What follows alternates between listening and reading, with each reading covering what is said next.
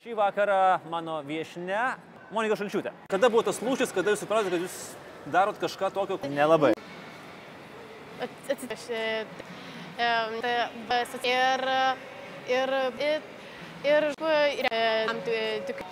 kaip visi, elgiausi kaip visi.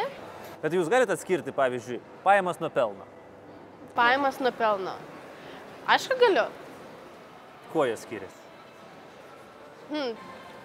Versle.